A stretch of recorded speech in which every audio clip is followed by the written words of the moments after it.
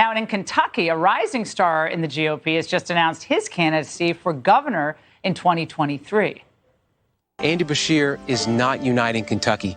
This governor does not reflect our values. He's never going to change, so we have to change our governor. Kentucky needs a governor who uses common sense, one bold enough to defend innocent life, a governor who understands that only faith can keep us strong. Joining me now is Kentucky Attorney General and candidate for governor, Daniel Cameron. Daniel, it's great to see you tonight. A recent, I think it was a Morning Consult poll, found that Andy Beshear, the incumbent governor, is the most popular Democratic governor in the country. Did Kentuckians miss something about the COVID controls that were in place in your state? What's that all about? Well, I think that, look, when you think about what we're trying to do in terms of establishing common sense and making sure that's in our governor's office, you look at this governor who, in the midst of the pandemic, decided to shut down churches and shut down small businesses. He recently vetoed legislation that would ensure the integrity of women's sports. And then he's vetoed and fought against pro-life legislation.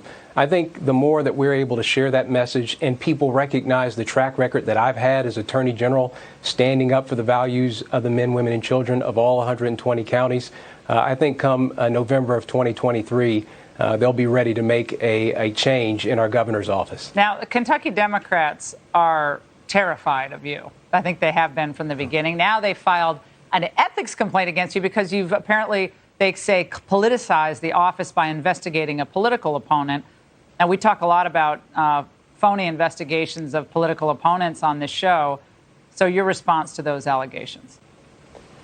Well, look, I think you're right. I think as soon as I announced the Democratic Party here in Kentucky had a game plan, which is to attack me and attack the role and the job that we've been doing since I was sworn in.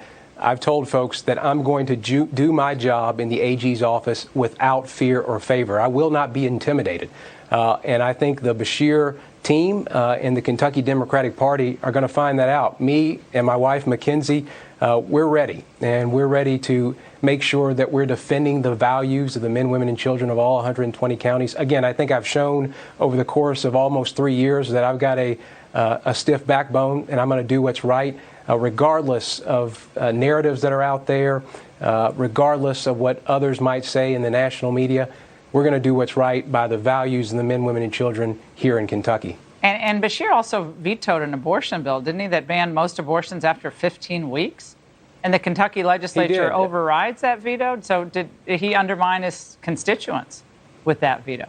That's exactly right. No, you're exactly right, Laura. He is, again, time and time proven that he is not in alignment with the values of the men, women, and children of all 120 counties. And as I've talked about in my office and in my role as Attorney General, I've been standing up for constitutional rights, defending the rights of our citizens, whether it's from Governor Beshear or from the Biden administration. We need somebody in the governor's office that will be an advocate for all the people here in Kentucky, and that's what I intend to do. Mr. Attorney General, great to see you tonight. Thank you so much.